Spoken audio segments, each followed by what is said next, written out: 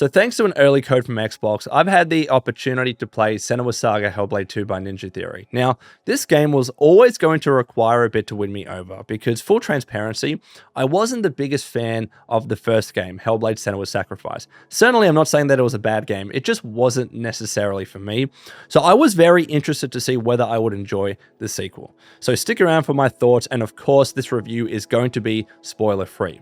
If you enjoy this video and want to see more content from me, please like, subscribe if you're new, with notifications if that's possible. But here is my review of Senua Saga Hellblade 2. So first up, visuals and graphics. The reason why I'm here to demonstrate it is because when I first experienced this scene, my jaw went from here right down to the damn floor. This is legitimately one of the best looking video games on the market. Some might argue it's possibly the best looking video game on the market. I don't know if I can quite go that far. It's hard to make broad definitive statements like that, but certainly it's up there. This game really is beautiful. Look at this bloody scene, brother. Look at the lighting coming through. Look at the shadows being cast. Look at the textures and the fidelity and the landscape, the reflections in the water. Look at the use of color. This game is stunning, man. It is gorgeous. Really a visual feast for the eyes. And it's not just scenes like this. Dark scenes look good in caves, for instance. Nighttime scenes look really good. But especially when you're outdoors, this is where the game, in my opinion, really shines, because you get to experience vistas like this. The lighting and the sun is really doing its work. I was constantly gobsmacked while playing this game with the visuals. And by far, my favorite aspect of the game, by far. And what's important to note here is that you're watching this and I'm capturing this in SDR. It's just easier for YouTube's sake. So even in SDR, the game looks this good. However, if you have the opportunity to play this game in HDR on a good HDR monitor, it just takes it to a whole nother level. The game has implemented HDR so bloody well. It looks so damn good. And it's not just these kinds of visuals in the landscapes either. The face models look good. As you know, they mocapped everything. The textures of the outfits and the costumes are really good. They actually scanned actual real life outfits and costumes into the game, not just for Senua, but also for the other characters as well. So that looks good. But especially these vistas, man, they actually brought real life settings and locations in Iceland into the game. And not only does that keep it authentic to the game's actual setting, but when you have a country that looks that beautiful and looks that good, yeah, why not include it in the game? Because you get to experience scenes like this. This game looks so bloody good. If you just want to experience it and play it just for the visuals, I would recommend it, because you're going to get confused. You're going to be like, is this a movie or is this a video game? And what's really impressive, in my opinion, is that Ninja Theory is a team of 80 devs. 80 devs achieving something like this. Now, yes, of course, they are not an independent studio. Like, they are within Microsoft. They have the resources and support and the tech and the backing of a big conglomerate like Microsoft and Xbox. And also as well, this is not an open world game. It would be almost impossible, pretty much, to achieve visuals like this in a true open world game. You can't just go to that mountain and climb it. It is a very linear experience. You are going pretty much on a set path for the most part. But even with that being said, this game is still looking really good, and I'm impressed, especially because of the size of the studio. And what I love the most is that the game has a photo mode, so if you want to snap photos for scenes like this, you can. And this photo mode has a lot of different settings, from camera roll to field of view, exposure, temperature, depth of field, a bunch of different settings here. You can hide the UI, of course, and you can get some nice photos. This might be my thumbnail for this video. I love this scene so damn much. So the game looks gorgeous, looks really great. Awesome job by Ninja Theory. And now let's move on to performance. So performance, usual disclaimers, I can only speak to my experience. I can't cover every piece of hardware out there, especially console. I don't own a Series X or S. But even with PC, your mileage will definitely vary depending upon what set of specs and hardware you have. But with that being said, playing on a PC using an RTX 4090, an i9 12900K, a Samsung SSD, playing at max settings 4K with NVIDIA DLSS in the quality mode and frame gen off. I'll show you my settings in a second, but with that combination of things, the game ran pretty well for me. But I would expect it to. I would expect the game to run well on a system like that, even though we're pre-launch, because it is a pretty high-end build, not a completely top-end build, but a pretty high-end build. If it didn't run well on this PC, I'd be very worried in particular for console and especially for Series S. But thankfully, it ran well. I was very happy with the performance, but it wasn't perfect. There are some instances of hitches and frame rate drops, and you might notice a couple there, a little one there. You might notice some of them in this scene because there's a lot going on with the rain coming in, but even when there's particle effects, also as well, I think when saves are being made and things are being loaded in, and because there's no real loading screens in this game, it's one continuous seamless experience. So that's really cool. But sometimes in those cases, you might notice hitches and frame rate drops, but certainly they're pretty far and few between, not enough to detract away from my experience. Overall, I was still very happy with the performance. It was pretty solid in this game. Right now, I do have it capped at 60 just for the purposes of capturing it for YouTube. But when I was playing it normally with HDR on, I was hitting about 85 frames per second pretty solidly, and then eventually I capped it at 80 just to have a bit more headroom. So it was a pretty solid experience for me, so touch wood, I hope that it's also pretty smooth for a lot of you out there. And if it isn't, we're still pre-launch, expect patches, expect updates. They're probably going to optimize this game even further, but I would say at launch, this game is pretty optimized. I think they did a good job. But let me show you my settings so you know what I'm working with. So let's go into here. So these are the settings that I pretty much used when I was playing the game while not capturing it. Again, I did have HDR on, but everything is pretty much as is. I have NVIDIA DLSS, as I mentioned, with quality, frame gen off. I just don't like to use frame gen. I know people love it. Don't hate me in the comments, but I just prefer with it off. Also as well, the quality presets, there's low, medium, and high. There's a bunch of custom settings here that you can change from shadows to textures and whatever. So as you can see, my settings are pretty much at max, and it ran really well for me. But also as well, I just want to note, I love these PC settings. I think this is a nice array of graphic settings in particular. You can turn off motion blur if you want, and everyone should do that. Colorblind mode as well. I don't hate motion blur in this game. I just don't like motion blur in general. I just don't think it ever looks good. But you can change a bunch of settings, of course, display and resolution. They've included a nice array of upscalers, by the way. Pretty much everything, that you could ask for. TSR, XeSS, FSR as well, and not just FSR2. It's the new FSR3. And of course, DLSS, which if you have an NVIDIA card, you pretty much should be using.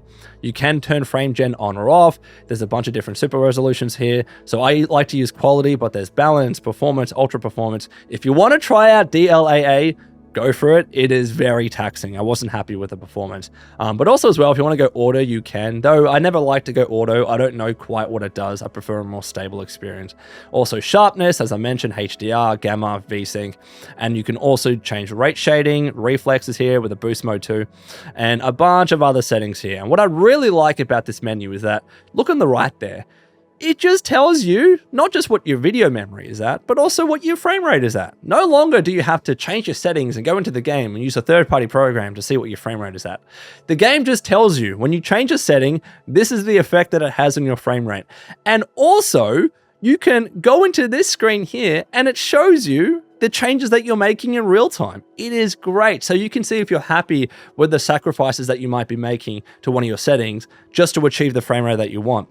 So for instance, if I want to change reflection qualities, you'll notice a slight change to the reflections in the water in particular. So you can be like, you know what? Changing it to low gives me that boost of frame rate, and I'm happy with that degradation in performance or visuals. So I'm going to do that so I can get a higher frame rate. So great. I love this. It's an awesome PC settings menu. So I'm going to go back to high. You're not seeing the frame rate change here, by the way, because as I mentioned, it is capped. But this is a really nice PC settings menu. I absolutely love it.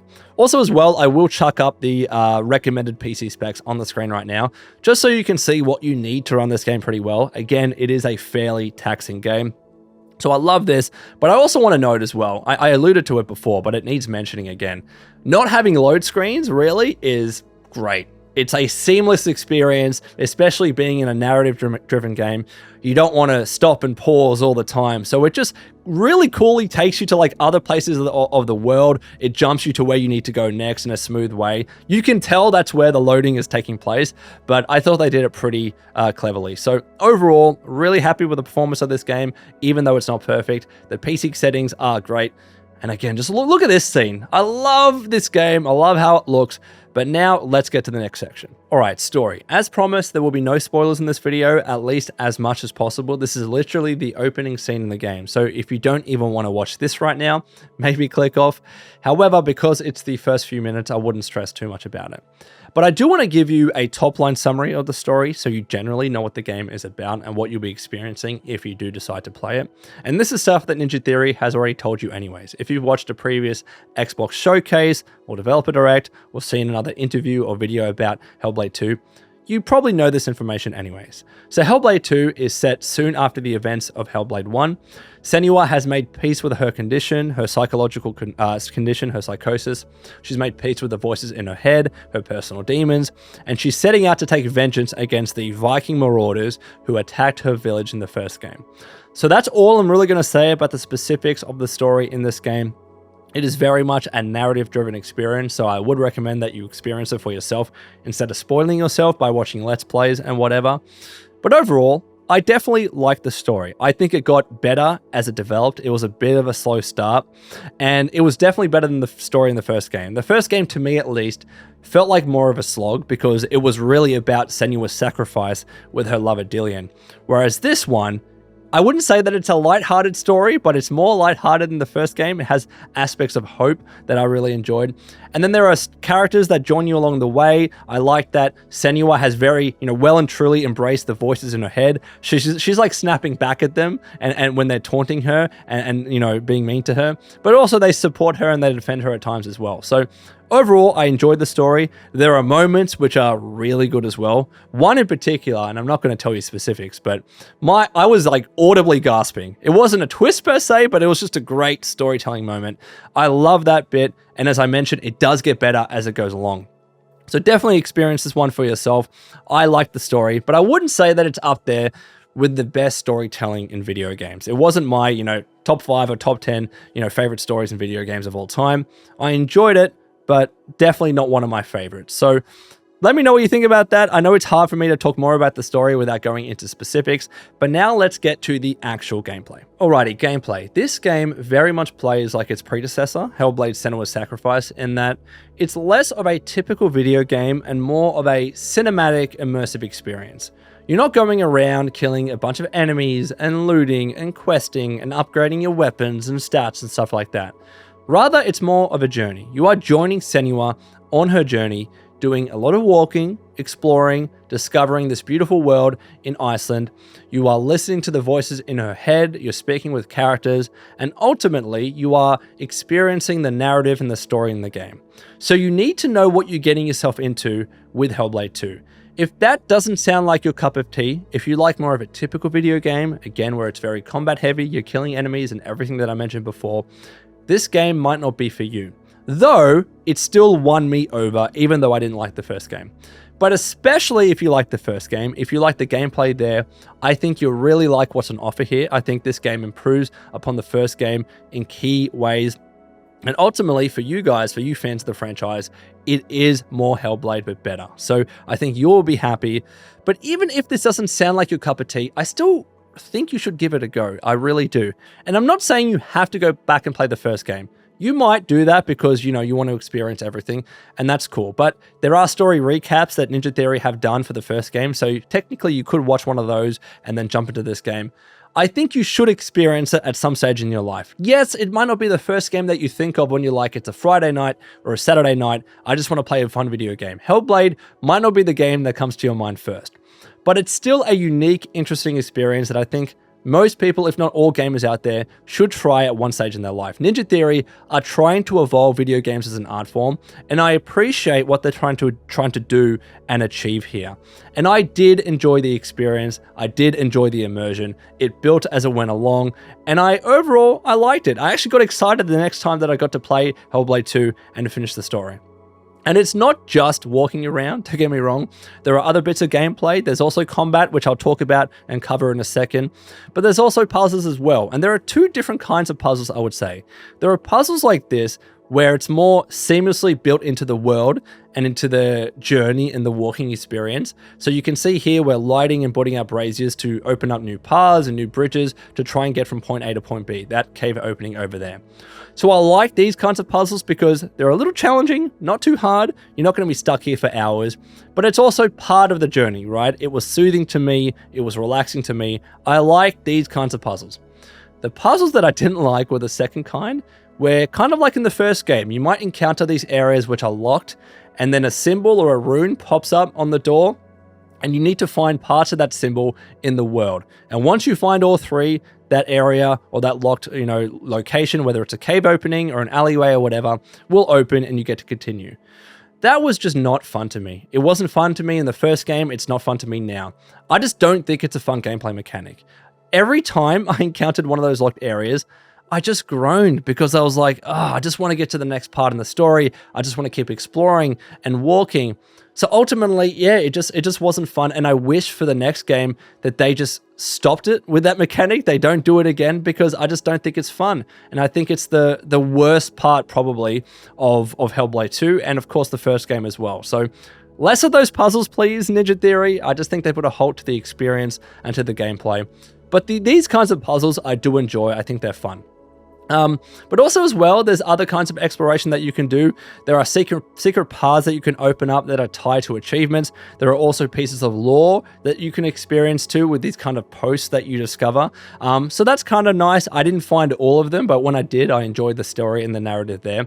So there's other kinds of gameplay as well, but a lot of the game is what I'm doing right now. Is this kind of walking and exploring and doing stuff like this in the story. So if that's what you like, if that's up your alley, then I think you will like Hellblade 2. If you don't like this kind of gameplay, then maybe not so much. But now let's move on to the audio, because that is a big, important part of Hellblade 2, as you would expect. So audio. As I mentioned, audio is one of the most important aspects of this game, just like it was in the first game. It's what helps make this series really unique, because Hellblade 2, again, utilizes binaural audio. If you don't know what that is, essentially it's a type of audio where they record it with a dual microphone setup, and it's designed to create or to simulate this 3D audio effect all around your head, and it's so bloody cool. I enjoyed it in the first game. I really enjoyed it in this game as well. And it's not just there to help, with the sense of immersion. Certainly that's part of it, but also it's designed to convey her condition, her psychosis. Again, she hears voices in her head, and especially when you're wearing headphones, that's the best way to experience it. You can hear the voices in your right ear and your left ear, and sometimes behind you, and it's a really cool effect. It's awesome to experience. It's just one big reason that you need to play a game like this, because it's trying to do something different, and I loved it. And they even worked with professors in real life and people that actually have psychosis and have voices in their head in real life to try and get it as accurately as possible. So that is cool. And it's not just the voices in Senua's head, it also works with other characters and other enemies in the game. There was one moment where there was a Draugr or a character screaming in the distance, and I genuinely thought there was someone in the house. It was coming from that direction, it was from a distance. I was like, what the hell? I took off my headset and I ran because I thought someone was screaming. But it was just the game. It was the coolest moment. Kind of unsettling at times, kind of creepy at times, especially when the voices are going behind your head. It sounds like people are freaking behind you, but it's cool. It helps with the immersion. So definitely experience this game with headphones. The music as well is also nice. It's not too, out there. It's not too overbearing. It helps with telling the story and the journey and everything. So I love the audio. I love the music. I love the binaural audio in this game. But now let's get to combat. And finally, combat. There is combat in this game, though it's not the most advanced system in the world. You have light attacks, heavy attacks, blocking, parrying, dodging. There's a special move. You have the one weapon with the sword. Though there are different enemy types and their designs visually differ as well, which is nice to see. Some are easier to kill, some are harder to kill, and their attacks vary too. So some just have regular sword attacks, others can throw spears and axes at you. Some can even blow fire against you, which is awesome. It mixes up the gameplay because you get burnt, and that's kind of cool. So even though it's basic, even though it's bare bones, I still enjoyed the system for what it was. I still think it got the job done. And importantly, it does improve upon the combat in Hellblade 1. So if you didn't like the combat in Hellblade 1, I think there's a good chance you'll enjoy it at least a little bit more in Hellblade 2. And it acts as a nice contrast to the rest of the game, because as I talked about before, and as you would have seen, the rest of the game is very narrative driven. So to get the opportunity to kill some enemies and do some combat is fun, right? It keeps you on your toes and mixes the gameplay up, and it keeps it fresh. So actually, for that reason, I wish there were more combat sequences in this game, because I thought that would have been a little bit more fun. Now, it's certainly not perfect, right? Sometimes the animations feel a little bit repetitive, right? Sometimes it feels like enemies are just standing in a line, attacking you one by one. It's very much a one-on-one combat system, and there's no occasion where a bunch of enemies are attacking you all together. I thought that would have been cool if they could have done that, but That's not what it is. And let me show you the special move, by the way. Essentially, you are charging this mirror on you, and you can execute it or activate it and then pretty much kill most enemies. So that's also cool. That also mixes it up as well. But by far the most important aspect of the combat sequences is that you get to experience these kind of cinematic set pieces here. You have particle effects and fire going. The music is blaring and playing. That's the best bit about the combat because it very much feels like an actual battle, right? So even though it's not that advanced, I'm still very much enjoying it for that reason. So let me show you some of these combat sequences, right? By the way, you can't parry those red attacks. You can only either dodge them, or if you block them, like here, you get knocked down and take a little bit of damage. And it's not that hard, this game. I'll execute the special move here. So once I kill this enemy, I think this is the occasion where another character is getting burnt in front of you, and then everything is going on. Look at this, bro. This is cool. And some of the end combat sequences in the game, some of the boss battles as well, are even better cinematic set pieces. So for what it is, I enjoyed the combat. Not the most advanced thing in the world, but I think it does get the job done. And look at this, bro. It looks cool. I think it's fun. So that was my review of Senua Saga Hellblade 2. I hope this video helped you. I hope you enjoyed it. Let me know your thoughts in the comments below. In particular, I'm keen to know whether you are going to be buying this game or playing on Game Pass. Overall, I definitely enjoyed it. More so than the first, I thought it got better as it went along. It was a nice little narrative experience. The visuals in particular, as I mentioned, were my favorite aspect. This game looks gorgeous, and I would recommend it as a buy. Even though it wasn't perfect, even though not every aspect was for me, especially those room puzzles, every time they came up, I just kind of sighed and thought, I just want to get on with the rest of the game. But that might not be a bad thing because I did want to get on and experience the rest of the game because by the end especially, I was enjoying it. There was one moment when my jaw dropped and I was like, holy crap, did that just happen? I thought it was a pretty decent game and I would recommend it as a buy for sure. So until next time, this has been the Lone Vault Wanderer. Please take care of yourselves and would you kindly keep fighting the good fight.